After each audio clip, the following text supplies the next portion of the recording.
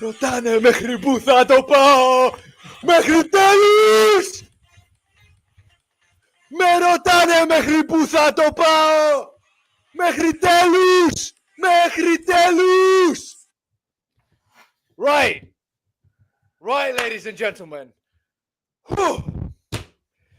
Fuck me. What a night. What a time to be an Olympiacos fan. What a moment. What a gutsy, ballsy, caridato, archidato championship. Olympiacos μέχρι τα κάγκελα. Fuck me. It's your boy Dimitris and Ioannis. 307 International. Olympiacos are champions of Greece. Inarguably a championship that's going to stay in the history books for all the good and the wrong reasons. In my opinion, the second best championship I've ever witnessed after 2016 and the Spanoulis buzzer beater. Insane moments. Very quickly, I'm just going to pass off the mic to Yanni to give some very first impressions before we delve into this game and this season as a whole. Yanni, over to you. We're champions, baby. Yeah, we're champions. I think the team performed amazingly over the last 3 games. I think they showed a lot of togetherness, a lot of toughness, pulling it back after that first loss, which was quite disappointing. I think we got back to playing our basketball, which was great to see. I think, Tyler Dorsey coming back. I remember me and you were talking about him 6 or 7 months ago, Dimitri. He finally showed up, and he was huge, especially in these last 2 games. Huge. I don't think there's much more to say. I think we just went back to playing our brand of basketball, and a few players that hadn't shown up for us over the last 6 months showed up in a big way. McKissic, Dorsey, and Walkup, 3 players that have been with us for a while, on and off in Dorsey's case. But I think it was their contributions over the last few games that really sort of made the difference and filled the gap that we weren't sort of seeing in that game against Monaco in the semifinal, which was enough for us to, of course, win the championship. So that's a high-level view. I do also want to say that I think the Panathinaikos owner, to an extent, shot his own team in the foot, because I do think psychologically and momentum speaking, and momentum and psychology are very important in basketball. I think after game 1 of those finals, we were in huge trouble. And I think what happened over the next few days with their owner, with the drama, with the head coaches, with this, that, and the other thing, brought us all together. It brought the owners together with the coaching staff, with the players, and the fans got behind the team in a big way. And I think that was evident in, the way that the players were received after winning game 3 in Oaxaca, right? It was in the atmosphere in the stadium today, which was exemplary, and it was phenomenal. I think, to a large extent, this was a psychological win for us. So I think only positive things to say at this point. Right. Before we delve into everything, just want to say, I'm sorry, there's a lot of emotions. Please like and subscribe, comment, engage with us. All your support is very, very, very appreciated. Everything that we do goes back into the channel, into growing 307 International, and trying to reach as many Olympiacos fans around the world. And support us on Patreon if you can, from as little as $1.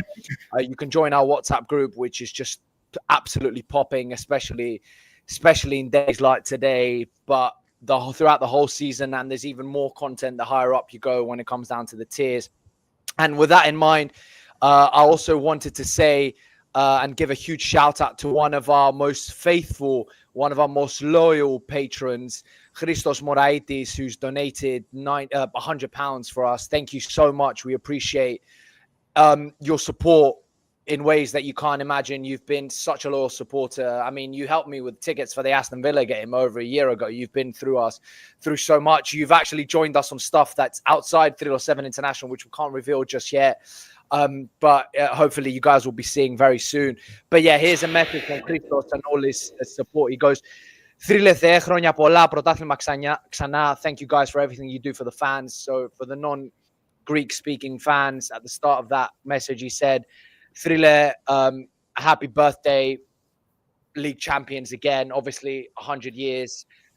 Celebrating Olympiacos is 100 years, and we're champions of both football and basketball. And basketball has come in the most surprising, gutsiest performances.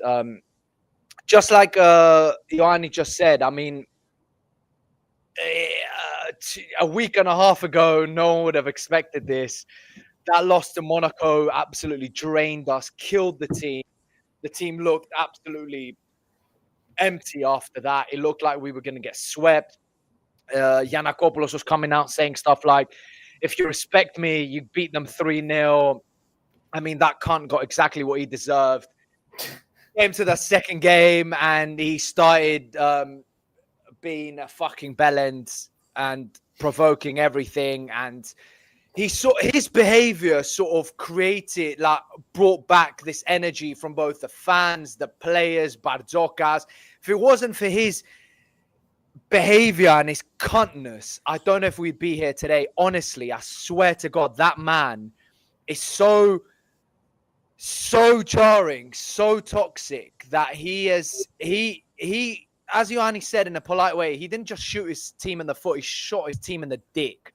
Like, honestly, that man he's partly responsible for this league title because his Karagiosilika, his clownness last Sunday at game 2 just brought this energy out of us that has been unbelievable, honestly unbelievable. And it comes from, first of all, from the players, but the fans responded. Like, the fans were on point today. I don't think at any point were they controversial, creating any sort of issues. They came with their Greek flags, they came with their chants, their songs, and it was a great atmosphere. Man, I'm overwhelmed. My head is buzzing at 1,000,000 miles an hour. I might have had one too many beers. But let's actually delve into the actual game a little bit and the whole sort of finals and the whole season. Let's go into game 4 today for a bit. Right. As you said, Ioanni, for me, Dorsey, McKissic, Walkup. I don't have the stats up. I'll get them up as you chat. But I mean, my boy. First of all, we've got to chat about my boy Shaq McKissic. I'm gonna DM him after the show ends, because I swear to God, I'm gonna get him on a pod if it's the last thing I do. He's interacted with us. He's interacted with me. Me and him have the same birthday. He knows he's my boy. I love him. We've done a pod about him. He had an incredible first half of the season. Then I feel like we jinxed him and he sort of struggled in the second half of the season. And people were saying this is the end of his time at Olympiacos. He was even talking about retiring. But last game, the game before, but especially today, man, that boy, he came to play. 20 points, probably about 15 steals, 2 or 3 threes. I don't know. I need to get the stats up. I'll pass it over to you. Shaq McKissic. Yeah, I've got the stats up right here. 20 points, 2 rebounds, 2 assists, 3 steals. Huge performance from him, honestly. I do want to say huge performance for him. Massive respect to him as well. The point still stands, though, that we need to see it in the Final Four. And we need to win the EuroLeague. I don't want to get away from that. But that being said, massive performance from McKissic today. Huge. And you know, when he has games like this, I think he particularly matches up well against them. I don't think they have the manpower to guard him. I don't think, you know, at the 3, Osman, Papapetrou was struggling against him today. But I don't think Osman or Papapetrou can guard McKissic in an effective way. So I think that helps a lot when we play against them. And I think he did an amazing job today, really giving us that energy we needed, hitting big shots, you know, big steals. Just a great performance from him. And a great performance from him and Dorsey as well, who has surprised all of us, I think, and definitely needs to stay on the team with a bigger role next year for sure. The main thing about Dorsey, which was different to the regular season, because in the regular season in the EuroLeague, he had a few good moments. But I just saw him playing with a lot more selflessness, but the same level of aggression that he had. There were a couple of plays. He made a few great assists, both over in game 3 against Oaxaca and also today. In Oaxaca, I think of after he hit a 3, came down the floor, full head of steam, stopped, saw Milutinov, passed the ball in, and we scored an easy 2. And then he had a couple of those today as well. A couple of really good assists today. Had that assist over the shoulder to Milutinov, which was equally impressive. And I think defensively as well, he was guarding Kendrick Nunn for half of that, I think, second quarter, and he did a great job on him. So defensively, he stepped up as well. So it's not just his offensive game; it's the fact that he stepped up on the defensive end as well, which is why he was able to stay on the floor. So I think those two were the keys today. Honestly, we didn't get much from Vezenkov. We got some huge shots from Fournier when they were making runs, a couple of big step back threes that he hit.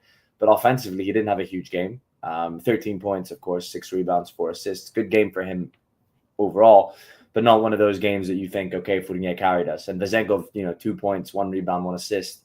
Not a big game from him. But overall, I think today was a team win more than anything. The way we played defensively, offensively, we moved the ball, we got into right spots, and we shot 1 less free throw. So let's make that point, that they shot 1 more free throw than us. So their usual statistic doesn't apply today.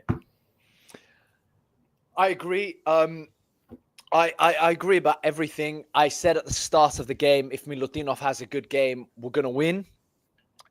It's clear that Olympiacos as a whole is the best team in Europe when it comes down to a team perspective. The problem and the issue that we have is the team going to show up? Is more than 1 or 2 players going to show up? And the last few games, they have. And when they do, and when we're not relying on just Fournier and just Vezenkov, because Vezenkov got injured just before the half, Fournier, in my opinion, had, apart from those 2 threes, had a tough game. Wasn't his sort of game. I mean, the majority of those points, he had, I think, 2 layups, 3 free throws where he got fouled on the 3, and then he had 2 threes. It was something like that. It wasn't a Fournier sort of game where he sort of hits 4 or 5 threes back to back and just sort of blows the game wide open. He missed a couple of threes. I think he missed his first 3. So it wasn't his game. But the fact that other players turned up, I was saying this to my mate next to me in the Sindesma. I was saying to him, look, you get 15 points, 7 rebounds from Milutinov.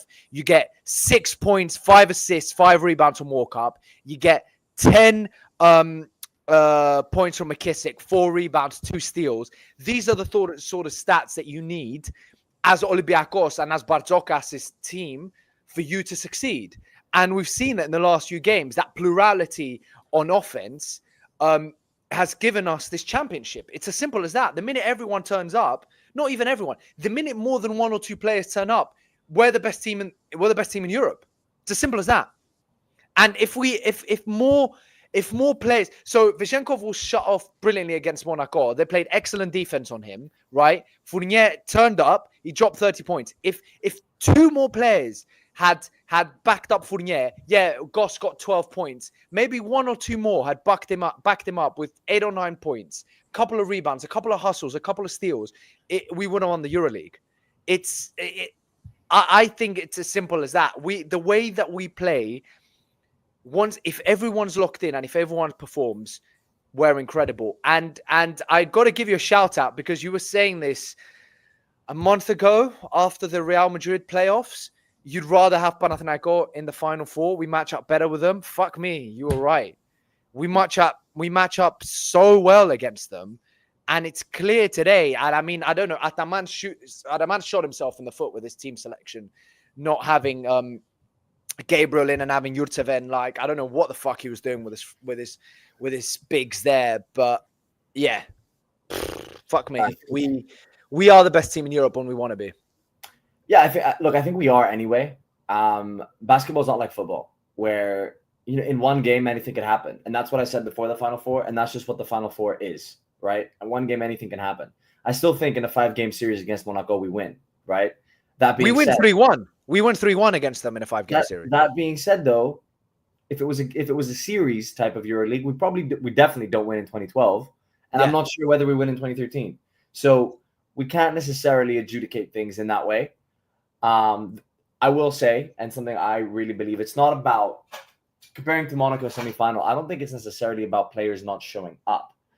I think it's our system and the way we play that system and the way we run our offense is to a large extent reliant on Thomas Walkup playing the way he plays, on calming us down and on running the offense. And many people were talking about how Goss deserves to be the lead guard because Goss has all these numbers and Goss has big performances. And that's true. Goss does have big numbers. But the difference when you have Goss on the floor versus when you have Walkup on the floor is that the team is a lot less organized.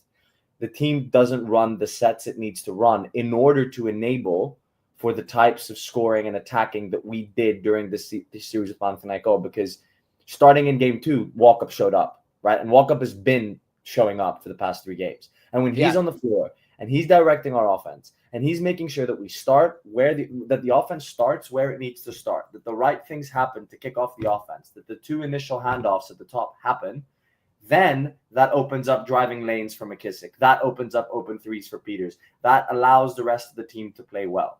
And in the semifinal against Monaco, there was one 4-minute stretch where we played well.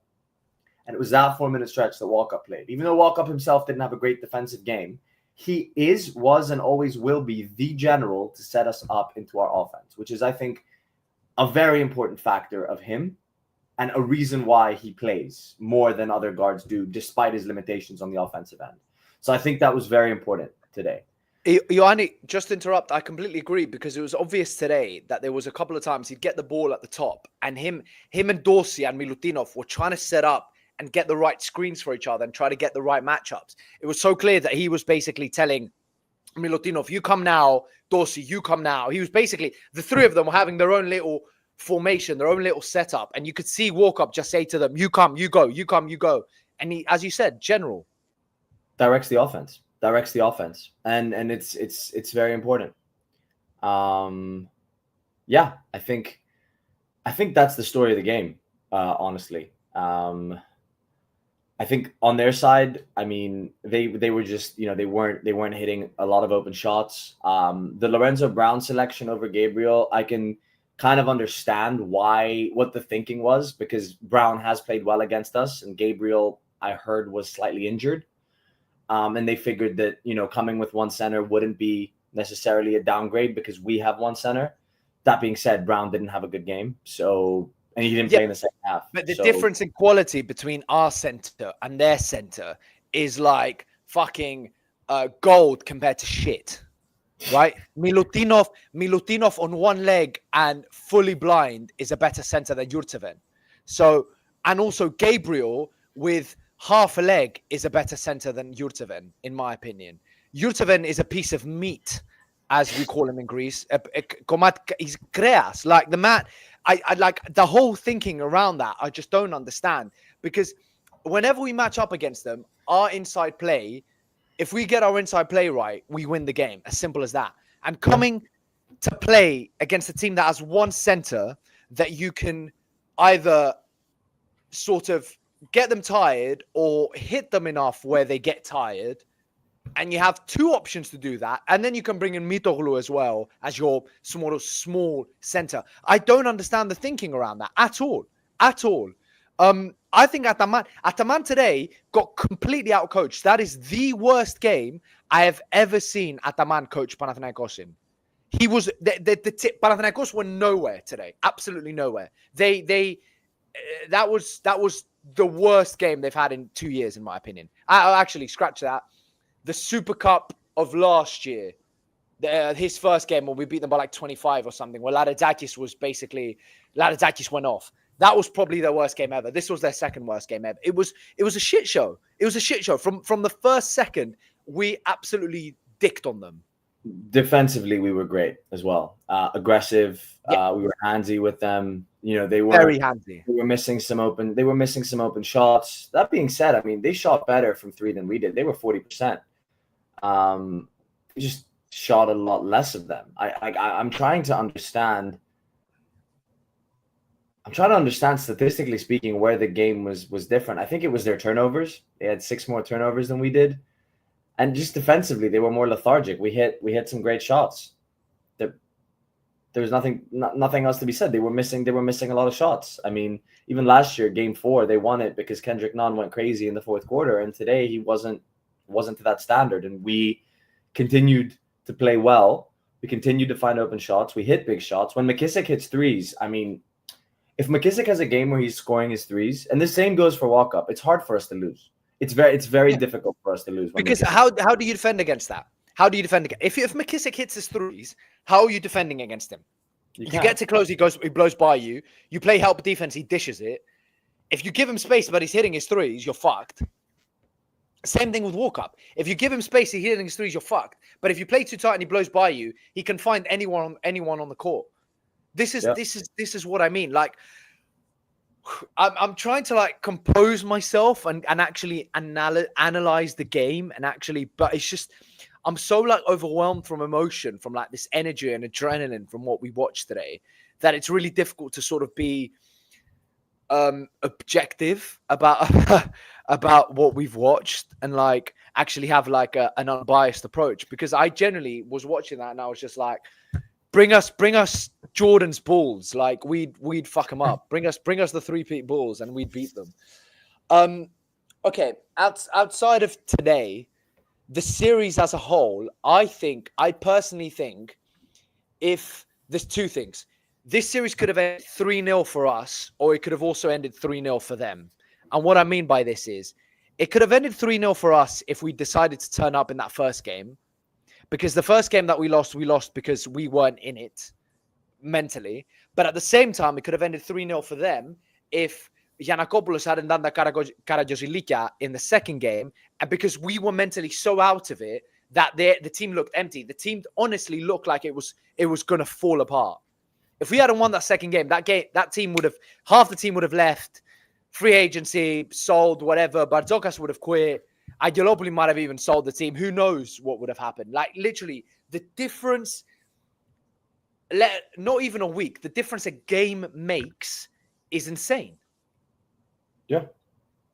I mean, I think when you have big personalities, when you have Vezenkov and you have Fournier on your team, and you have great leaders like Papanikolaou, that's the kind of thing that'll shift. Who set the tone today? Who set the tone today with a big 3 right to start the game? Yeah, nothing to say. Everyone was phenomenal today. Everyone did their jobs. I think Milutinov needs to stay. I know we're kind of sidebarring it, but not sure whether he will, given what he said after the game. What did he say after the game? He was asked by Sport 24, essentially, if this is your last game with the team, do you think it has ended on a positive note? And he said, yeah, if it is, then yeah, I can say it ended positively. They asked him, will you stay? He said, you'll find out in the next few days. Usually players will say, I'll speak to the team and we'll see. But he just said, you'll find out. So if I'm the Giannopoulos brothers, right? You've just lost 4 for the whole season. You're giving him 2 million. Yeah, you're giving him 2. 4's under contract until 2027, right? But he's never going to come back the same. His career might be over. The man is 2 meters 20, 140 kilos. He's huge. He's just done his knee. He's fucked, right? We don't know if he's ever going to come back. Wright is leaving. Is he going to Zalgiris or wherever he's going? Likely, yes. Yeah, likely. I mean, you can't physically sign 3 centers. Even if you bring Petrusev back, who is being a bit of a child, a bit of a fucking twat over there in Zvezda, and he's giving us attitude. And let's say you bring him back, you need to sign 2 centers, right? 2 centers that are going to play a lot of minutes. But if you keep Milutinov and you bring back Petrusev, all you need, in my opinion, is 1 athletic center. And you're good. You're Gucci, baby. I'm saying he wants 2 million. You give him 2 million. He's happy. He's happy at Olympiacos. He's happy in Greece. The man speaks Greek. He just doesn't do it in front of the media. He's one of us. He's a Gavros. He moved to Olympiacos when? In 2015? Yeah, he left for a bit, but he came back. He cares about this. He has a life here. Give him the money he wants and keep him. I don't think it's an issue of money. Like, I don't think that's the sticking point. What would it be, though? What would it be? It would be his role. It would be the fact that he feels that through our system, he doesn't get, we don't play like we played today most of the time. Because today what we did was identified the weakness in the paint and fed Milutinov, especially in that third quarter, over and over and over again. And they just kept fouling him. They couldn't do anything. But we don't do that, right? Maybe there's a conversation with Barzokas and he says, look, I am willing to make changes to the way that we play. And he needs to have this conversation with both Milutinov and Dorsey, right? To better feed you the ball in the places that you want it. Because Milutinov is a player that wants the ball. He wants the ball to run through him to some extent because he is unstoppable in the post. And I think that we do need to make certain changes. I think that we need to have a more multidimensional game. I agree, but is Barzokas ever going to do that? He is the most stubborn man we've ever met. I think he is. I think he is. After the Final Four, after consecutive losses in the Final Four, after his statement today where he said, "I thought about leaving, but now maybe I won't." Maybe what he does need to do is change the way he thinks about the game fundamentally. I'm seeing comments in the chat about Oturu, by the way. Oturu's been linked to Hapoel Tel Aviv over us. I haven't seen rumors that he's going to join us. Maybe he will. It'd be a good signing. I would like it, but I've seen that he is going towards Hapoel Tel Aviv, who are making significant investments in their team ahead of the next season. So not sure about Oturu, but as far as Milutinov is concerned, I think given everything that's changed over the last, Fowles injury, the way Milutinov's played, I think we, number one, need to give him whatever money he asks for, be that 1.5, probably 2 million. It's probably 2. That's what the rumors are. I think we need to give him the 2. I think at this point, you need to give him the 2. And you also need Barzokas to give him certain assurances that in games where we feel like we have an advantage, we'll feed you in the post. Because maybe we should have done that. Maybe in the game against Monaco when things weren't going our way, maybe we do need to feed the ball in the post and let Milutinov play. Slow down the game a little bit, get a few possessions, get some points on the board because he can hit free throws and he's great in the post. No one else on our team can do that. I completely agree. We don't have that. Let me let's touch briefly on Barzokas. You touched about something. You said that Barzokas made comments after the game. I've got some comments here in front of me of what he said. So Barzokas, I'm going to read this in Greek and then I'm going to translate it. He said, "Σκεφτόμουν να φύγω. Αν είμαι εγώ που διασπάω την ενότητα, σκέφτηκα ότι εγώ πρέπει να φύγω." So what he said is, I was actually thinking about leaving. If I was the reason behind the disunity, I was thinking I should leave. Right? I don't have what he said after that, but he's basically saying that he actually thought about it, and now maybe he's changed his mind. Who knows? If anyone's got the updated what he said after that, feel free to pop them in the comments, and we'll chat about it. But before we move on to the players, because I'm going to ask you, out of the current roster, who should leave, who should go. We're going to go through each of them individually. First of all, Barzokas. I'm going to give you my opinion quickly before you give me yours. My opinion is quite simple. Barzokas, and I said this to my dad because we had a mini argument. This was game 2. This was actually last Sunday. We're watching it together. He was chatting shit about Barzokas, and he saw I was a bit grumpy, and he was like, "Oh, you really like him, don't you?" And I was like, Barzokas, as time, even if it's ended, and I would be okay with him walking away because it would be his decision, in my opinion, is the second best coach I've ever seen at Olympiacos behind Dusan Ivkovic. Right? And he is one of us, and he's an Olympiacos fan, and I think he's an absolutely brilliant basketball mind. Yes, he's stubborn, but he's a genius. He's a basketball genius, right? He's incredible at what he does. Now, if he wants to leave, he has the right to. It's completely his choice. No one will be mad at him. I think pretty much that's where the situation is at the moment. Nikolopoulos brothers have said to him, or they haven't said to him, but he knows it's his call whether he goes or not. If he goes, I'm okay with it because as long as it's his choice. But at the same time, I don't want him to leave if the alternative is a foreign coach. I only want him to leave this season if Spanoulis comes in. I don't want him to leave for another David Blatt situation. Okay? Because Olympiacos needs to find a way to transition into the Spanoulis period, in my opinion. And we can't just go from Barzokas and this system that we've had for so long to suddenly ripping it all up, someone random, and then in 1 or 2 years we get Spanoulis. We need to find a smooth transition to this. Now that's where I stand with this. Where do you stand with Barzokas? I don't think he should go anymore. I changed my mind. After the Final Four, I thought he should go. But again, that was always an issue. Who's going to replace him? Go for who? Who's going to come in? And if it's not Spanoulis, I don't think Barzokas should leave. Barzokas over the last 5 years turned this team around.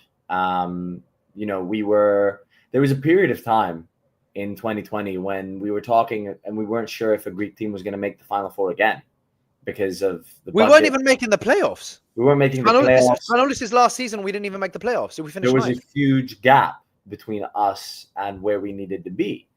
And he came in, and initially those teams that went to the Final Four, they didn't have high budgets, right? That first team that went to the Final Four, that Dorsey, Walkup, Papanikolaou, Vezenkov, The one that lost against FS with Vasily one- Mitic, buzzer beater. did not have a very high budget, right? It didn't. It did, and the one after that, those couple teams did, and people forget that. People assume that Olympiacos had this huge budget for a long time. No, we haven't. We really invested money this year, of course, but up to this year, our budget wasn't very high, and Barzokas got us where we needed to be without that budget. I think he has to stay for that exact reason. Spanoulis still under contract. His contract runs until I think the end of next season. Barzokas contract, and I think Spanoulis is the same. So, in a year from now, we reevaluate. Maybe we win the Final Four and he stays on, which he should. Maybe we don't and he leaves. Either way, I don't think we can bring in someone better than him. And G's comment, I mean, yeah, I think no one can come in outside of Spanoulis. So I think the short answer is Barzokas doesn't leave, especially after that finals performance. We beat a team that was on paper better than us because they were, right? We had one playmaker, Walkup, coming off a back injury. Maybe Vildoza, but we'll get to Vildoza later. I don't think Vildoza should stay. And then we had one center for a game and a half, right? We were missing players. The team psychology was low. And I don't know what he said. I don't know what he did, but we turned it around and we played some of our best basketball in the season over the last couple games. He also looked. I was saying this with Labro during the show on Friday, a couple of nights ago after Game 3. This is the most composed, relaxed, concentrated Barzokas I've seen in a very long time. He seemed under control of what was going on, of the situation. And it really helped him, I think, because it wasn't just him. It was the whole team. We seemed secure and safe in what we're doing and certain that it ended up helping us when the going got tough. When Panathinaikos started making those runs, we were like, do you know what? Let's not panic. Boom, boom, boom. This is what we do. And we get it done, right? Yeah. Yeah. I mean, right. Okay. Before we touch onto the players, just wanted to say we've reached 16,000 followers on Instagram. Can't believe it, to be honest. I mean, I've only been a part of this for 2 years and we've grown an insane amount. It's thank you so much for all your support. We appreciate it so much. You've been amazing. Your likes, your comments, your subscriptions, your follows, your support on Patreon, it's all unbelievably appreciated. All that we do goes back into Thidlos 7 International. And with that in mind, just another shout out to Christos Moraitis here, who's one of our most loyal patrons, who donated £100 to us today. Thank you so much. We appreciate your support beyond any realms of your imagination. Thank you.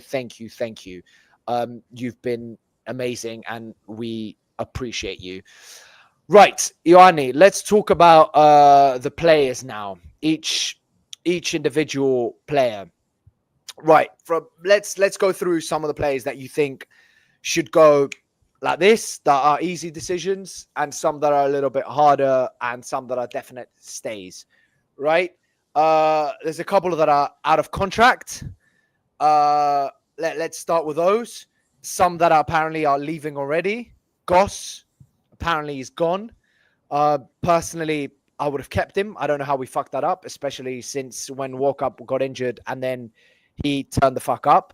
You're shaking your head. You disagree? You're happy with him going? I don't necessarily want him to go, but I will say two things. Number one, we couldn't renew him during the season because if the team came up short, if we lose the EuroLeague and we get swept, obviously changes need to happen, right? We weren't going to auto-renew him before the Final Four because let's see what happens. I actually agree with the owners on this because the past couple of years we've been renewing in the middle of the season. We renewed Peters in fall earlier before the Final Four last year. So their politiki this year was let's wait till the end of the season and then we'll talk. Goss decided not to wait. He decided to take a good contract from Zalgiris. He made that decision for himself, for his family. I agree with the decision of not making him an offer before the end of the season because you don't know who we're going to sign yet. Remember, we have Keenan Evans coming back next season. Walkup's going to stay, right? And they're talking about making a big signing at the guard, which we need. So if we were to bring somebody like McKissic, right, then Goss doesn't have a space to play, right? Yeah, but Ioanni, are we bringing McKissic? Like, of course, we're making an offer. We're making an offer. Of course, we are. But regardless, we have Keenan Evans coming in. That's a $2 million player who's going to come and play the guard. Yeah, but what about if we had Evans, Walkup, and Goss? Isn't that a great guard situation? So now Goss is getting paid $1.5 million a season to play 5 minutes? Maybe. But bro, look, you can't think like that because someone's going to get injured, just like Walkup did, just like Fall did. You can't just say, oh, they're going to stay and then they're going to be on the bench. You gotta think someone's going to get injured within a couple of days. It happens. That's basketball, unfortunately. 100%. But do you renew him in April? No. Yes, when he's playing the way he does since February. He's getting numbers, but I'll remind you that ever since Walkup went out, this fan base has been pissed off about the way that we've been playing, even if we win. No game against Real Madrid was a seamless win. The game against Monaco was a disgrace, right?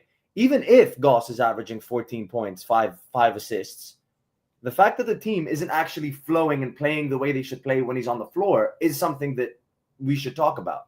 Because the one difference of the last 3 games, which we can both agree are better than the Real Madrid series, are better than the Final Four, was that Walkup was running that offense, not Goss. And all of a sudden you saw the ball flow, you saw the offense move. And from my perspective, giving Goss $1.5 million, which maybe we should have given it to him, but doing so prior to the Final Four made no sense. Because if you give Goss the extension, then you have to give everybody the extension, or at least have that conversation. But Angelopoulos are obviously sitting there like, okay, we've invested a shit ton of money in this team and haven't won anything in the past 4 years. So to what extent is it worth renewing everyone prior to seeing what happens in the season? If we were having this conversation now and Goss hadn't already gone, I would tell you, yeah, give him the $1.5 million. 100%, give it to him. But he made a decision before the Final Four to leave. That's on him. Okay. I hear that. Right. The other guards. Walkup's obviously staying. Yep. Sabin Lee staying. Dorsey under contract. Staying. Should stay for sure. What if he turns around and says, yo, I've just turned up for the past 3-4 games, but I want out. You haven't played me. We've had a shit relationship this season. I want out. Well, if he says that, you let him go, but I don't think he's going to do that. Ultimately, the guy's had one good season in his career at this point. He said one good season. With us. With Barzokas, without the 2022 season, right? I think at this point, he knows that, like, the team's going to want to keep him. He's happy, I think, to stay. He's Greek. He has a Greek passport. He has a good life. He's making a shit ton of money, right? He's not finding $1.5 million anywhere else. I'll tell you that right now. He's not. Where is he going to go and get $1.5 million? I think he's getting 1.7, somewhere in that region. No other team is giving him that. The only teams that are going to give him that are the Greek teams because he has the Greek passport. Panathinaikos loaded up at the guards, right? So where's he going to go? There's nowhere to go. Okay. I would keep him only based on these leagues because I was shitting on him hard and I'd taken it all back today. I put it in the chat. I said, Dorsey, I take it all back, bro. He's turned up in these championship finals and fair play to him. Fair play. He's earned it. He has earned 20 plus minutes for next year. And I hope he gets them. Talk about 20 plus minutes. I don't know if he's earned that. If he plays like today and last game and the game before, then it's 20 plus. Yeah, it's 3-4 minutes at the end of the first, 6-7 in the second, 3-4 minutes at the end of the third, 6-7 in the fourth. There you go. That's your 20 minutes. Anyways, let's move on. Sabin Lee under contract. Staying. You'd keep him? Yeah, of course you have to. And he's 25 years old, eh? Yeah. Okay. Vildoza under contract. You keep him? No. How do you get rid of him? Do you pay him out? Yeah, you pay him out. You get rid of him. You pay him out. Why? Because he takes up a roster spot. I mean, he's a good player, don't get me wrong, but like Do you trust him? I don't trust him. He wasn't good today. He wasn't good today. He hasn't been good for months, in my opinion. The last good game he had was, I think, the regular season against Real and Baskonia, like that period of time. We're talking quite a few months now. Yeah, we're talking a few months. He's a good player. Don't get me wrong, good player. Seems happy in Greece. His girlfriend plays volleyball for a Greek professional team. That's why he wanted to stay. That was part of why he wanted to stay in Greece and went from Panathinaikos Olympiacos. Do I think we need to waste a roster spot on him? No. Do I think we probably need to bring in a Greek guard if we can find one to replace him? Probably. Who would you get? The market's not great. I think you look at who's in the market NCAA. For Greek players in general isn't great. No, it's not. But you look at who's in the NCAA. Maybe somebody. There's a couple players I think coming up on their 4 years in the NCAA that are Greeks. Maybe you bring them over. You look at Marios Hougaz. He's more of a 2 guard, not a point guard. But you look at that. Leonidas commenting Toliopoulos maybe. Toliopoulos has gone to Panathinaikos. He signed with the Vazelis, unfortunately. Yeah. He signed. So you can't bring him. Okay. Yeah. I think we evaluate other potential options for a backup point guard for Vildoza because. Okay, so you're talking about Greek guards. We've got another 2 Greek guards, Larizakis and Mitroulong. Both of them came on today at the end of the game. Larizakis was shooting threes when the game was dead. Barzokas clearly doesn't trust either of them for big games, which is surprising for Larizakis considering he'd been getting a solid 6-7 minutes last season. He went for his role. He's delivered for what's expected of him, that gutsy defense and a couple of big threes. So I don't know what's happened this year, but surely both him and Mitroulong are gone, right? I don't think they should, but yeah, I think they will. I think Larizakis especially had very unfair treatment. Larizakis has a big set of balls. He's got a huge set of balls. You look at Eurobasket 2022, right? Yeah, exactly. The knockout game against Germany. The one that we lost like 100-90 or something. Yeah. Zaki's the only other player that showed up on that roster, right? Yeah, apart from Giannis. Yeah. He was the only other one, right? He's got a big pair of balls. He plays in big games. He scores big threes. I think you keep him, and I think you play him a little more. But it's hard. I mean. It's hard, but what more? How much worse is he than Lee and Vildoza today? Because I thought both of them were fucking shit. Both Lee and Vildoza did not deserve to be on the court, and he didn't bring them on in the second half. You give their minutes in the second half. I know, like, he didn't need to. They're playing point guard. They're playing point guard. He doesn't play point guard. Yeah, but you can play him alongside Walkup to give someone else a rest. But wait. But you played Vildoza and Lee to give Walkup a rest. That was the whole point. Yeah. But I'm saying you need to give. Let's say you need to give Dorsey's not performing, Fournier's not performing. You need to give the other guy a rest for a bit. Bring Larizakis on for 2 minutes. Put someone on defense. You need someone on defense on none. Right? You need someone on defense on Slukas because Slukas wasn't good today. But Dorsey's the worst defender that I've ever seen in my life. No. Dorsey's a better defender than Larizakis. Ah, come on. You're like, no, fuck off. Dorsey plays worse defense than I do. Are you crazy? He doesn't. Dorsey plays the laziest defense I've ever seen in my life. He doesn't. That's the point, right? Over the last 3 games, Dorsey has played good defense. That's why he stayed on the floor. No, not last game. Not last game. Last game, he kept putting his hand. He was hand checking like this every time. Osman, Juancho, Slukas were just faking, and they were hitting his arm. It's a different conversation. You can't compare Larizakis to Dorsey here, and I'm not going to let you do that. Larizakis not. He's not the. Larizakis is 3 times the defender Dorsey is, and I will die on that hill. He doesn't have the athleticism to guard Kendrick Nunn. He doesn't. He's just not athletic enough. The guy can't jump over. He can't jump over a newspaper, as they say. Like, what are we talking about here? The guy cannot. I love him to death, but you're telling me that it makes sense to put him on Kendrick Nunn? That's insane. He can't guard Kendrick. I would rather have Larizakis on both Slukas or Nunn than Dorsey any day of the week. Any day on the week and twice on Sundays. 100%. Dorsey was guarding Nunn today. You did a great job on him. I stand by my point. Dorsey is arguably one of the worst defenders I've seen. Him and Nunn are the worst defenders on the court when they play basketball. That's because they don't. They play this American style of basketball where they don't get low enough. They're not engaged enough when they play one-on-one, when they check up against their defender. I honestly think they're wank on defense. I think Dorsey is a whole on defense. Today he had a better game than he did last game, but I can't. I'm sorry. I just don't agree. Larizakis is a dog. This is Yeah. exactly the comment that they're talking about. His defense is what puts him on. I think he's a much better defender. Anyways, right. Okay. You think Larizakis unfair treatment, he's gone. Mitrolong's gone. We've gone through the guards, right? Actually, last guard.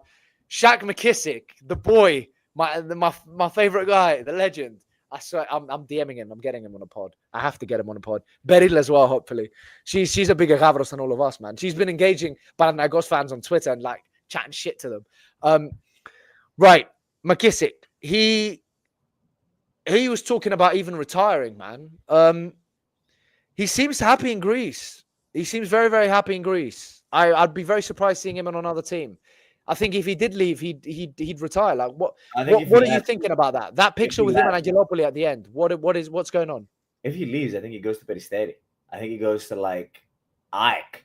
Like if he does end up leaving, I don't think he leaves Greece. Genuinely, I don't. It's a tough one. I don't know. Honestly, I don't know because he's 36 years old now, right? He had a great game today. But he has been inconsistent for a lot of the year, and he does make some decisions that make me want to bang my head against the wall. Sometimes he shoots some threes in the fourth quarter with a couple minutes left, where I'm using some choice words when I'm watching that game. Yeah, I agree. So I love him. I think he's very important. Does he stay another year? Maybe if he's okay getting some DMPs, because we're bringing Tyson Ward in at the small forward position. Papanikolaou is still going to get some minutes. We probably need one more there. So can you rely on him? No. Would I rely on him? No. Does he have certain leadership qualities and an ability to show up in big games against big rivals? Yes. So I'm happy for him to stay, but not if we don't acquire another player, a younger player, because he's staying, right? Okay. I actually agree with you 100% on that. I think he should stay because he's been with the club for such a long time. He understands what it is. I think he's one of the captains per se, one of the team leaders alongside, Papanikolaou, Vezenko, Fournier, the way he's just been around the team this whole time, the way he plays with passion. And he gives that X factor, man. I know that he's old. I know that he's inconsistent. I know that he frustrates the fucking shit out of us, but he brings something different. And today he had that, and we don't have anything else like that. And if he's on his game, right, if he's performing, that X factor is a game changer. It's as simple as that. And fortunately or unfortunately, something like that doesn't really exist in Europe, his style of play. You don't really tend to see that much, especially not with a team like Olympiacos. So having that off the bench, if you need it, even if he hasn't, let's say he hasn't played for 3 games, as you said, he might get some DNPs. He hasn't played. And then all of a sudden, you bring him on with 5 minutes left in the second quarter. And he gives you a steal, 2 dunks, and a 3. Boom. The game is changed on his head. It's flipped. Yeah. So I'm with you. If he's okay with less minutes, which I think he would be, because I think he loves Olympiacos and he loves Greece and he's settled. Both him, his wife, his kids, he seems happy. I'd see him staying and I'd have him. And it's the same thing for Papanikolaou. I think today was his last game as a starter. I think from next season, he's going to have a reduced role, still as captain. But I think from next year, we're going to start seeing the passing of the baton to Vezenkov as the next captain, in my opinion. He's going to be going through that transition period, like what Spanoulis was doing to Pridesis and what Pridesis was doing to Papanikolaou. I think either next year will be his last or the year after that for Papanikolaou, personally. Yeah. But we both agree that he shouldn't leave now, right? Oh, of course not. No question. No question. Good. We agree on that. Fournier obviously staying. Vezenkov's obviously staying. Peters, thoughts? I think he's staying. This is one of the most controversial ones, I think, in my opinion. Look, I think he's staying. He just opened a restaurant in Mikrolimano. You know, he's invested money in Greece. He has contract up until the next season. I think, he needs to stay. The people love him. I think Barzokas needs to work some new rotations with him at the 3 as well, potentially for next season. I can't say enough good things about Alec Peters. I think he's phenomenal. But we've been saying that for 3 years now, though, haven't we? That Barzokas needs to find a new system No, we haven't. No, we've not. No, we haven't. We've been saying. Whoa. We've been saying this since the Final Four against Madrid that we lost the final. That he was booty cheeks that year. Needs to play more. He was ass cheeks that year. What do you mean? He came on. No. I'm not having that. I was in set for both first games against Fener, and I was at the Final Four. Peters was nowhere that season. Peters was coming onto the floor. He was missing layups. The guy was nowhere. Right. Before I go crazy, I'm gonna bring in Costa Levoyanis on this, and he can welcome Costa. Welcome, What a night. What a time to be an Olympiacos basketball fan. I mean, as we said, gutsy, caridato, archidato, protathlyma. Right, I'll throw you right into the deep end here. We've had a few disagreements, Ioanni and I, about Larizakis, and now we're having one about Peters. Where do you stand on this? Is this whole thing that we need to find a new way of fitting Peters into the system something new, or is that something that we've been talking about for a long time now? Yeah, so guys, good to be here. What a night. I want to maybe start by saying something like an overview of just how I'm feeling before I dive into that topic there on Peters. Man, I said before this series started, my feeling was we were going to lose 3-0. I just thought like the trajectory was Malaga and you call me a king. Yeah. No, wait. Let me finish. Coming out from the Final Four, right? You go play that game 1, the horrible game we played at Oaxaca. And I've said it before on the show, I'll say it again. This championship is proudly sponsored by Dimitris Giannakopoulos. I swear, if he didn't do what he did, the clown show going into game 2, I don't think we would have turned it around. I think all he had to do was sit at home and wait for us to collapse. I think what happened, it resurrected us. It gave us oxygen. And honestly, man, like the pinnacle, the culmination of this series is obviously tonight. And I don't think I've ever enjoyed an Olympiacos basketball game so much since 2013 London, winning the Final Four. The way that we played was just like, it was an emphatic win, no doubt. Like, you know, there was no moment during the game where I thought, you know, we're 20 points up, we're going to do that thing where we're going to let them back into the game. No. You know, it was great basketball. McKissic, like, wind back the clock. Tyler Dorsey back skin again, and just, you know, fantastic, man. I enjoyed that a lot tonight. And okay, now on Peters.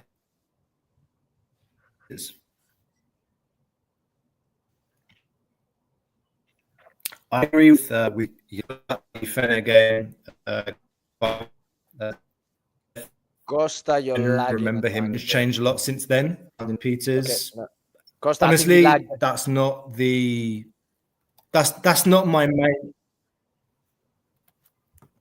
Is my connection shit again? Yeah, I think you've gone for a second. Can you start that Peters section again, mate? Hello? Yeah, we can hear you. Can you start that Peters bit again? Yeah, Alec Peters isn't my... Yeah, Alec Peters is not my main preoccupation. Okay. Are you with me? Yeah, he's not your main preoccupation. Alec Peters isn't my main preoccupation. It's it's our center position, because from what I heard from Milutinov today and his body language and some of the things that Goss Papanikolaou said in the post-match interviews, I think we're going to be looking for 2, if not 3 centers this summer. And, you know, looking at the market, I don't really see many great options. Like, I mean, Nikola Milutinov is one of the best bigs in the league, man. No doubt, like top 3, top 5. So I don't know. I don't know if the Angelopoulou brothers can turn it around, give him a massive offer, convince him to stay. But I don't know if it's money, man. It's like it's his role, clearly, like in his post-match comments as well.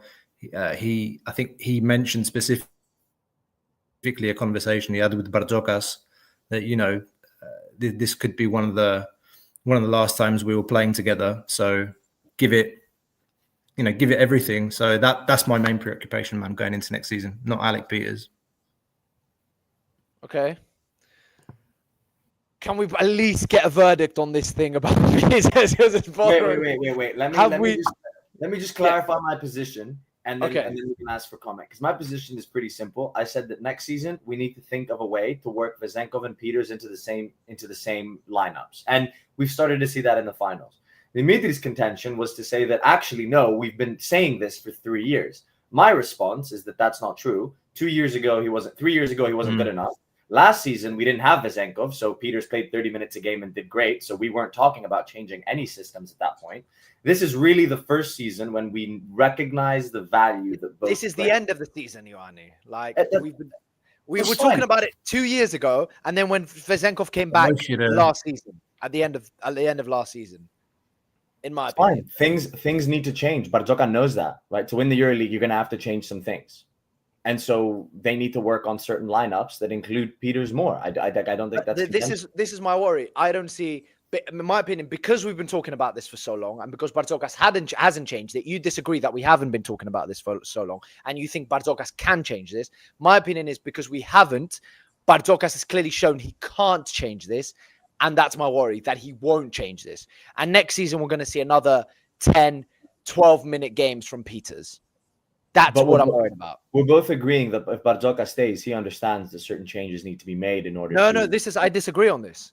I disagree. I don't see him changing this. I agree that he needs to stay. We agree on the opinion of him staying or not, and on what preposition or on what reasons he stays and what for and whatever, and if he leaves. But I think this is where we disagree, because I don't think Barzokas, even though he's seen the certain things that he's seen, and he saw it last season with Peters. Peters was our best player last season. The man was playing 30 minutes a game. Vezenkov comes back, and all of a sudden Peters drops to 10. Even when Vezenkov's fucking dog shit like he was against Monaco, or guarded by about 5 players on the court plus Spanoulis. They were playing 6 men on him. And he still didn't bring Peters on to give something different to the team. And we lost. We lost. But this is what I mean. Barzokas, I love him. Honestly, I love him. And if my dad was here, he'd tell me, he'd give you the receipts of how much I love this man, right? But he is a stubborn motherfucker. He's not changing. Look, sorry, I've sworn a lot today, but it's the emotions, it's the adrenaline. It's the emotions and the lager. He himself said today, I thought about leaving.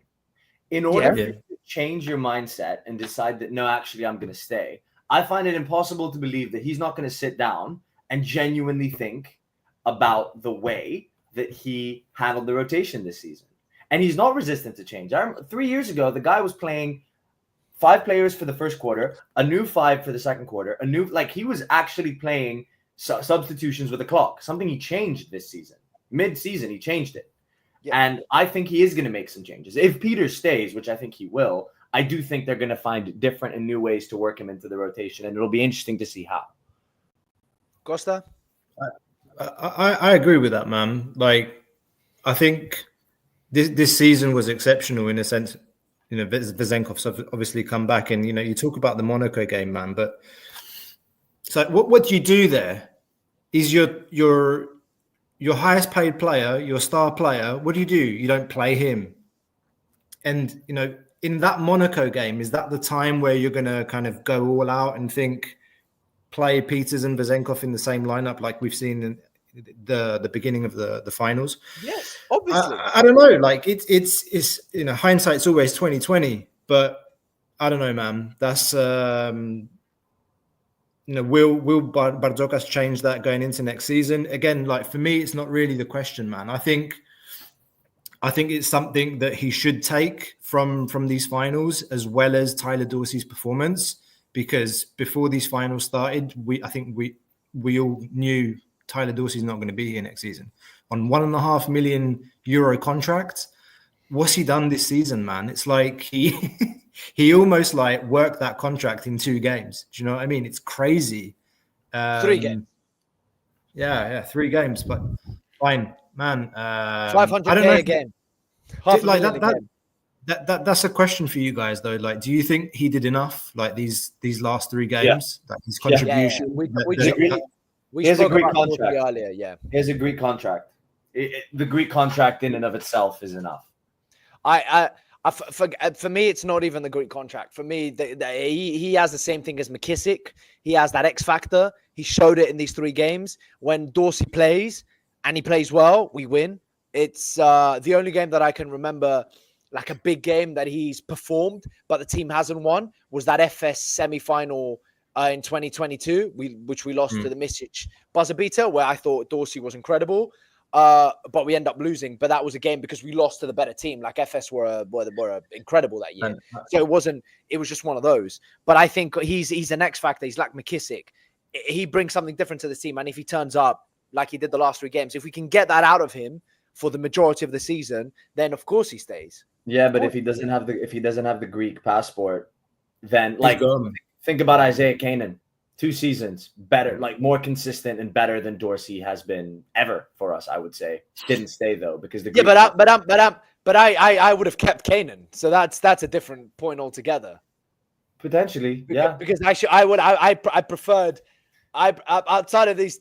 Okay, these 3 games have really skewed reality, but in a grand scheme of things, what Kanan offers, in my opinion, is overall better to what Dorsey offers. Sure.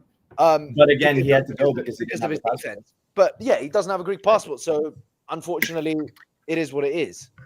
Mate, I've never seen performances like that from Tyler Dorsey as long as I've been watching him play. Like the last 3 games, just absolutely insanely aggressive, driving into the basket, like good handles. Just, I think it's like he bought into the system. The last 3 games, he finally bought into the system and bought that killer instinct that he has. But I was talking to you about this, Dimitri, the other day. Maybe you saw him this season, and in I think was it game 2? There were moments in the game where he's kind of fight. You see him in his body language with the ball. He's fighting against his instinct, like when we're going in the quick transitions, like shoot that quick 3, or just like drive to the basket. What's the word? Impatiently. He's not waiting for the right moment. And like today, man, it's just unbelievable. Can he reproduce that next season? Then that's massive, man. And €1.5 million, forget about it. Like that's a bargain. If you're paying him €1.5 million and he gives you those kinds of performances, that's an insane upgrade for us going into next season. And I think that's massive, man. We've essentially only seen Tyler Dorsey play 3 full games this season. That is crazy. And the impact that he's had in these finals, that's mad. I agree. We all agree. We need to keep it, man. We need to find a way to get that out of him. I mean, guys, it's been an hour. Just want to say, another shout to please like and subscribe. We've hit 16,000 followers on Instagram. Thank you so much for your support. Genuinely, it blows my mind how insane your support is. We're so grateful. Please comment, engage, and support us on Patreon if you can. We appreciate your support in ways that you can't imagine. All of the money that we get, we put back into Thrilos 7 International. Sorry, I went into Greeklish there. And just one more shout out again to one of our most loyal patrons, Christos Moraitis, who donated £100 to us today at the start of the show. Thank you so much, Christo. Thank you for your support throughout all this time. And to all of you that support us, be it with monetary donations, be it with something as simple as a like. We've had hundreds and hundreds of people come through the show today. Please just hit that like button, drop a comment, subscribe, follow, anything you can. We appreciate your support so much. Right. Before we wrap up, the final one I want to ask about, which we briefly touched upon with Ioannis at the start, and as you said, Costa is the most important to you as well. Centers. What is that situation there? What are we seeing next season? What do you guys want next season? How do we make this shit work? Ioanni, we'll go first to you quickly, just because you need to bounce soon. So tell us, how do you make this work? I'll give you some quick thoughts before I bounce. Look, I think Fall's obviously out. I think ideally you give Milutinov an extension and you keep him. I then personally think you have to bring Petrusev back and sign an athletic center. If Milutinov leaves, all the greater reason to bring Petrusev back, because I think he has some similar characteristics to Milutinov. And then you probably need to bring in 2 more, probably athletic centers. If Oturu is possible, that's great. If not, maybe we need to look into the American market and see what we can get from there. Or, of course, there's always, contracts you can break and buy out. So I think it's a tough one, but I think, where money exists, problems can be solved. And I think in this case, we have the money to solve the problem, and there will be a solution to the problem for sure. There's way too much money been invested in all the other positions for the owners not to make big moves in the center position. That's my take. But on that note, guys, I really need to go. Thank you for having me. Yes, guys. Thank you. Bye-bye. Thank you, Ioanni. Yeah, See you later, bro. Costa, same question to you as well. We won't go for too much longer. The adrenaline is definitely starting to run out. It's getting late. Mate, give me your opinion on this, because it is. I think we all agree, all Olympiacos basketball fans agree, that the center position and situation is definitely the most important and the most worrying at the moment, especially not just with Milutinov running out of his contract expiring, but also Fall's injury that has ruled him out for pretty much the entire season next year. And who knows what's going to happen after that. At his age of 34, 140 kilos, 2 meters 20, the man, who knows what's going to happen. So what are your thoughts? Yeah, so I think going back to Yannis's point about adjustments that Barzokas might have on his mind for next season, I think that will include how he uses Milutinov. I think if I'm the ownership, I give him what he wants. Give him what he wants. I don't think Milutinov's the kind of guy that's going to go into a meeting like Slukas and ask the presidents to tell the manager to give me a role. I think that they need to. I think the manager needs to have a conversation. The manager needs to be involved in convincing Milutinov to stay, and I think the owners. I think there's a way that we can turn this around, but I'm a little bit demoralized by what I saw, like the language and tone. But I still think there's hope of keeping him, and I think that's important. If not, then we're looking at a sea change, like in that position, man. And Petrusev, I've talked to some people that know him actually as well. The guy's a 4, man. Yeah. The guy's a 4. He wants to play the 4 position. I know that he's been forced to play at the 5 at Red Star this season because Bollenboy got injured. It's not his favorite. Now, can we find a way to convince him to play half his minutes at the 5 and then half his minutes at the 4? And then, you have to connect this with the whole discussion about Peters and Vezenkov.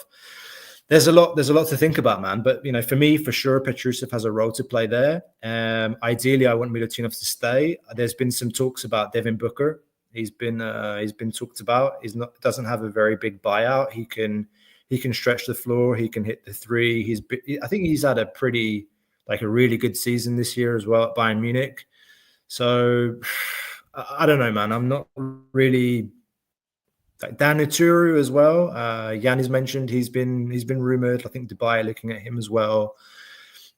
And as you know, it's always hard to convince somebody to come in and be that third wheel, like the third option center. So yeah, man. Ideally, going into next season, Milutinov, Petrusev, and then an athletic center like Wright. Ideally, it should have been Wright, but okay, he wants to go and get more minutes. Would you match whatever Zalgiris is offering Wright to keep him?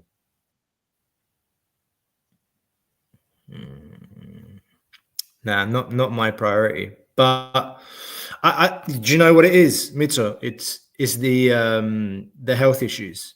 We don't know how serious that was. But honestly, from what I saw from Wright these past 2 seasons, or for as long as he's been with us, I think there's a lot of potential there, man. There's huge potential in that player. Like he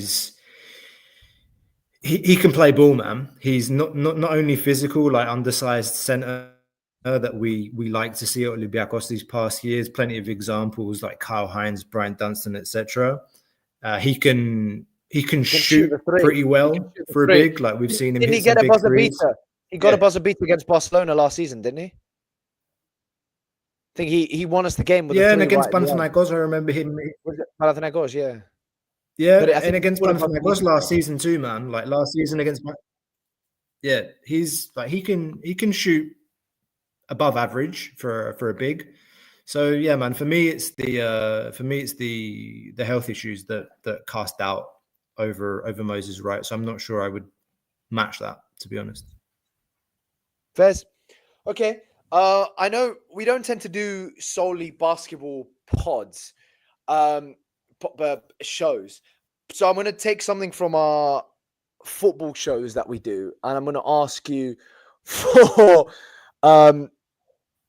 MVP of the finals, but then MVP of the season as well. Ooh. And then grade for the season as well. So let's write MVP for the finals. Because when I was at the Sindesmore today in London, when I was at the club, there was a lot of names flying around. But for me, the X factor was Dorsey. Dorsey was, I know that I think Vezenkov won MVP for the finals. Yeah. Vezenkov win it? Yeah. For me, I think it was Dorsey. He was the X factor. He came in game 2. We won game 2 and 3, 2, 3, and 4 when he came in, and he was dropping 15, 20 points a game. He gave something completely different. He made his threes and he was aggressive. He dished the ball well. Yeah, he had a couple of turnovers, but he also had a couple of steals. I mean, for me, it's Dorsey. What are your thoughts? Yeah, a bit boring, but I agree with you. I think he's so important in turning this around, man. And it just came out of nowhere. You know, I think that counts for a lot in making that decision. If I had to pick an MVP for tonight's game, it's Shaq McKissic. Yeah, I mean, the boy. Yeah, without doubt. Like, I mean, there were steals, dunks, 3-pointers. I think he hit all his free throws. He didn't miss any free throws today.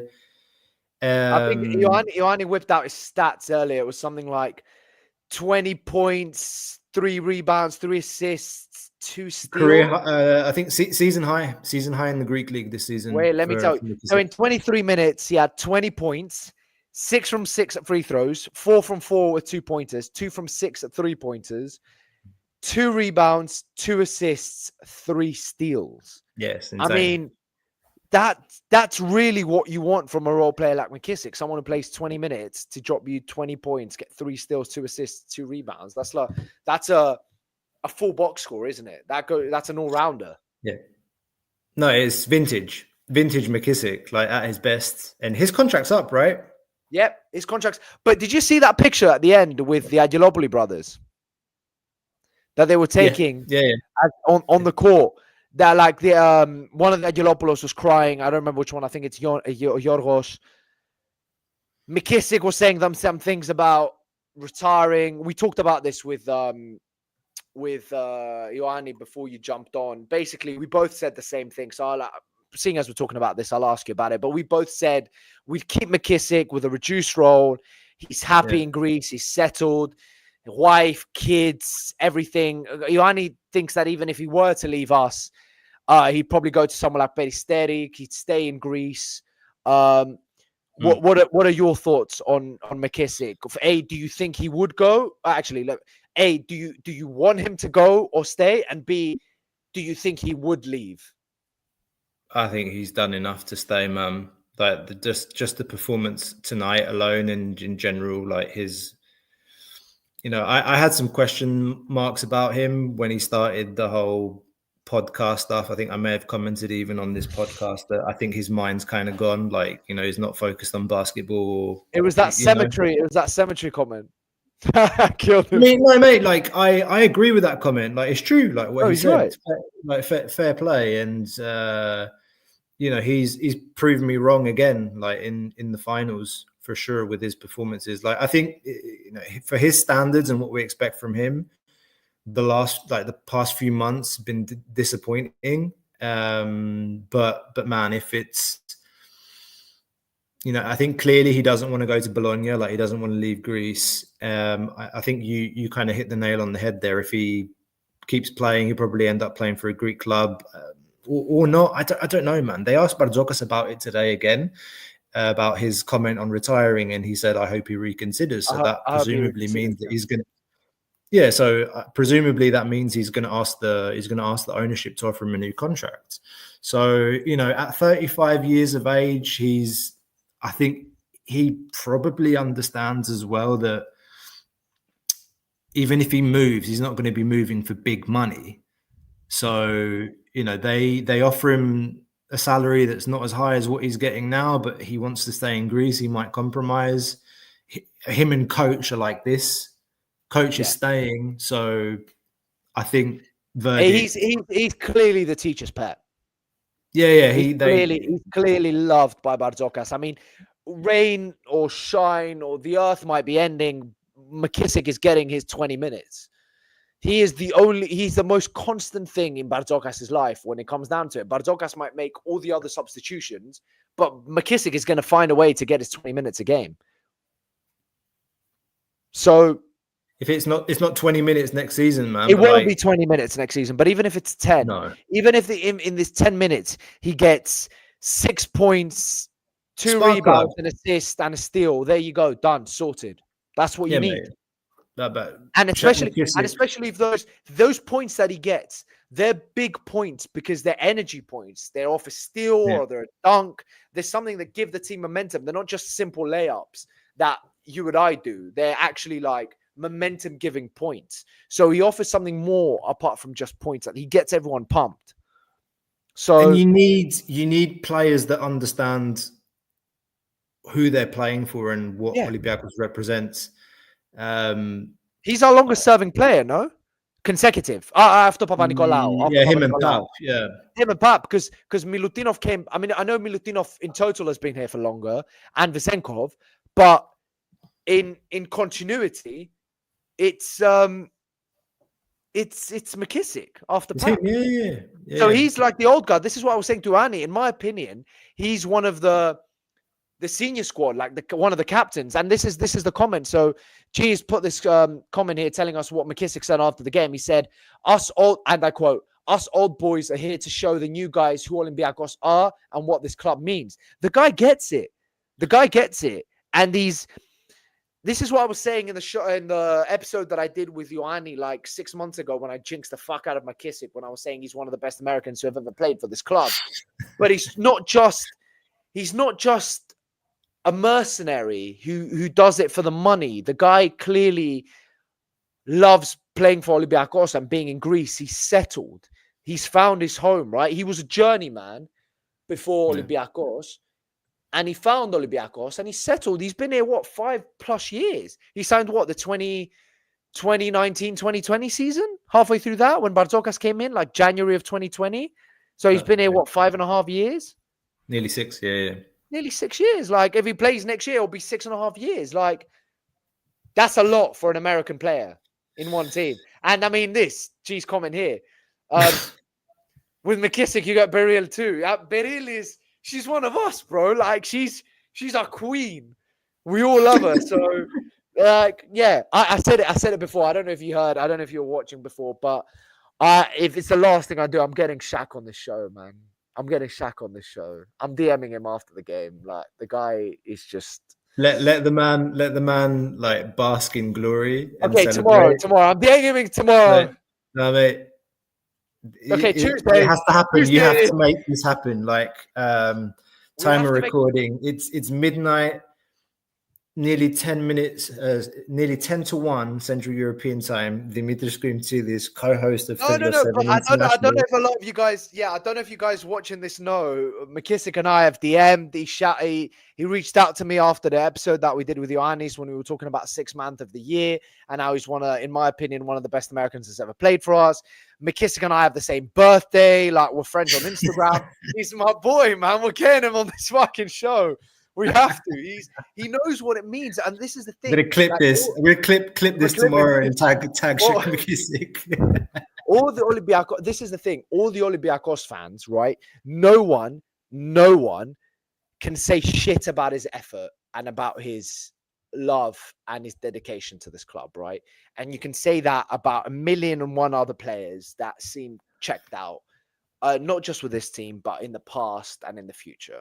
Yeah. McKissic has never, ever seemed checked out. He has never, ever thrown a strop. He is the ultimate professional. And for that reason, and it's everyone in the comments is saying the same thing, he deserves to stay. If he wants to stay and he accepts a smaller role and a smaller contract, you give it to him. Barzokas clearly wants him to stay. He wants to say, get it done. McKissic deserves to win a EuroLeague with Olympiacos. He does. He really does. He's been there. So does Barzokas. I mean, Barzokas thankfully won it in 2013. Yeah. My God, imagine if he hadn't. With this generation. Like with this generation, no, I agree. Like, I agree 100%. He's got 1 year left on his contract. Last dance. Yeah. Oh my God, the documentary is going to be legendary. Mate, I think it's the off season is going to be important for coach too, man. I think we can't just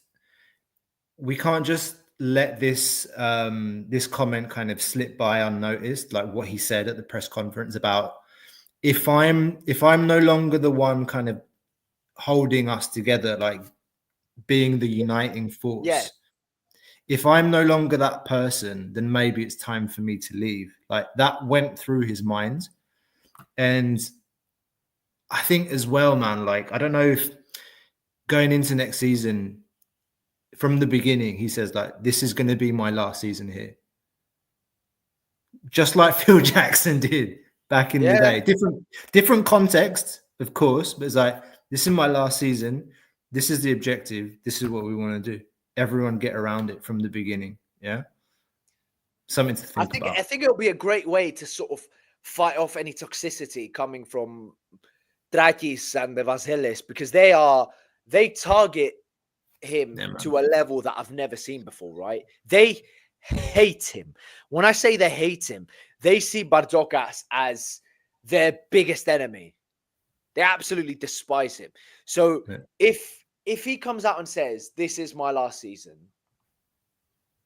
then, and this is where we need to be locked in and everyone needs to get behind us. I think the Olympiacos fans, I think Olympiacos as a whole is going to we're going to put a shield around him. Suspiros. Right? Suspiros, because no matter what, no one's going to jump on him. No one's going to chat shit about him. If you know it's his last season and you know the Vazelis fight him to the death. For them, all they want is to see him fail. They want him to be kicked out.